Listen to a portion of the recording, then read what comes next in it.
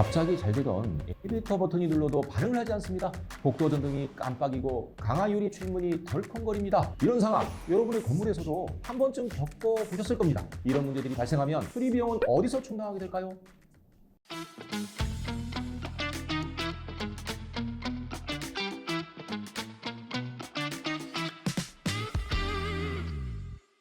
여러분 안녕하십니까?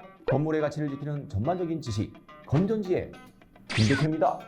앞에서 살펴본 바와 같이 건물을 유지하다 보면 예기치 못하게 여러 부분에서 수리를 해야 하는 상황이 발생됩니다. 이럴 때 일반적으로 수선 유지비를 통해 소모품들을 교환하는 수리를 하게 되는데요. 오늘은 건물 유지에 꼭 필요한 수선 유지비가 무엇인지, 그 비용을 미리 준비해두지 않으면 어떤 문제가 생길 수 있는지 현실적인 사례와 함께 알아보겠습니다. 1부 수선 유지비란 무엇인가?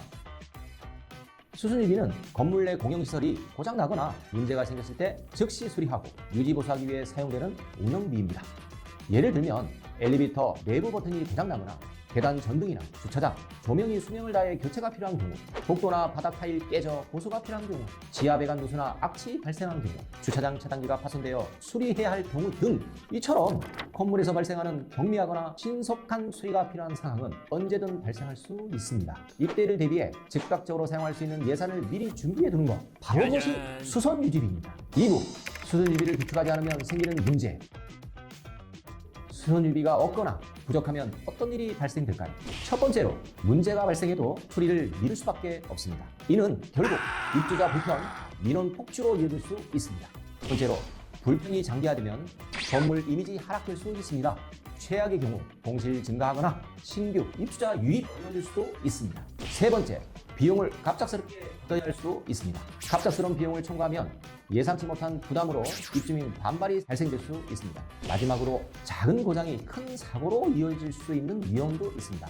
예를 들어 조명 고장 상태로 방치를 하다 보면 어두운 복도를 지나가다가 낙상 사고가 발생될 수도 있죠. 이처럼 수선 유지비는 단순히 수리비가 아니라 건물의 안전과 이미지, 입주민의 만족도를 유지하는 기반이 되는 예산입니다. 그렇기 때문에 반드시 준비를 해야 되죠. 3부 수선 유지비의 운영 방식과 사례. 보통 건물주는 수선 유지비를 매달 관리비 항목에 포함시켜 소액씩 누적해두면 문제가 생길 때마다 그 비용을 사용합니다. 예시 하나를 들겠습니다. 주차장 차단기 작동 불량, 모터 교체, 수선 유지비 약 40만 원 지출. 예시 2 공용 현관 도락 오작동, 부품 교체, 수선 유지비에 약 25만 원 지출. 예시 3 공용 수도꼭지 누수, 긴급 청소 및 배수로 정비, 수선 유지비 사용. 이처럼 갑작스러운 문제를 해결할 수 있는 유일한 예산이 바로 수선 유지비입니다. 4부 장기수선 충당금과는 어떻게 다를까?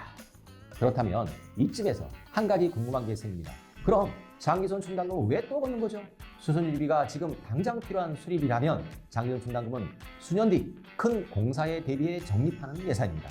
예를 들어 엘리베이터 전체 교체, 옥상 방수, 외벽 도장 같은 대규모 수선은 장기적인 계획에 따라 장기수선 충당금으로 처리하게 됩니다.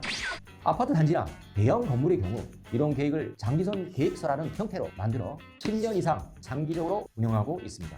수선 유지비는 우리 건물에서 늘 발생할 수 있는 문제를 빠르게 해결하기 위한 가장 기본적인 예산입니다. 건물 관리 어렵게 느껴지신다면 전문가의 도움을 받는 것도 좋은 방법입니다. 지금까지 건물의 전반적인 지식 건전지였습니다. 다음 시간에 뵙겠습니다. 안녕히 계십시오.